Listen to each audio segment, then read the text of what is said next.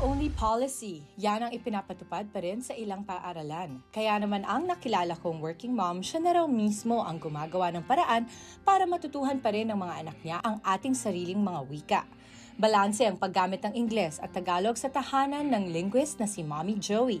So you are a linguist. What Yes. does that mean? Actually, konti na kami sa Pilipinas. No? We study languages. Actually, Philippines has a lot of languages, 166. Kami, mga linguists, inaaral namin yung mga wika para maipasa natin sa next generation. Tulad sa maraming bata ngayon, English din ang unang natutunan ng panganay na anak ni Mommy Joey.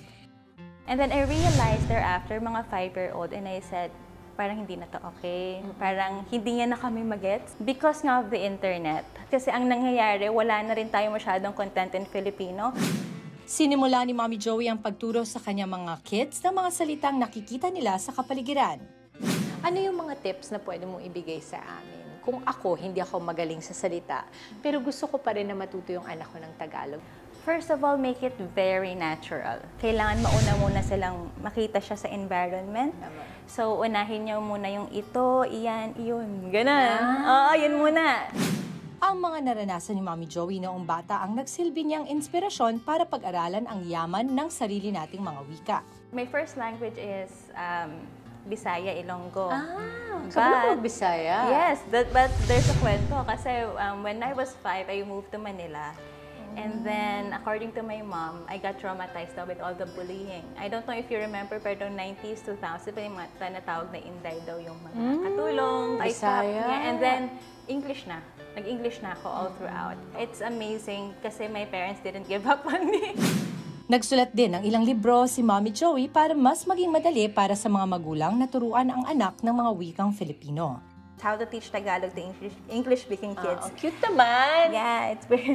I used this. I did this in ebook format, unlike that one. It's because originally it was meant for OFWs. Yeah, this book was inspired because of my friend who called me. How will I teach my kid? He's slowly turning down into British. Dahil daw sa tiyaga ni Mommy Joey sa pagtuturo ng Filipino, maging ang mga anak niya ay napamahal na rin dito. Tell me about the Maria Clara theme ng birthday. I asked her, what do you want for your birthday? Sabi niya, gusto kong maging Maria Clara sa Intramuros. Wow. Hanggat bata pa, importante na matulungan natin ang ating mga anak na ma-develop ang kanilang language at communication skills. Why do you think it's so important na ma-enhance ang language skills ng mga bata? Sayang kasi every kid, every person has something to offer to the world.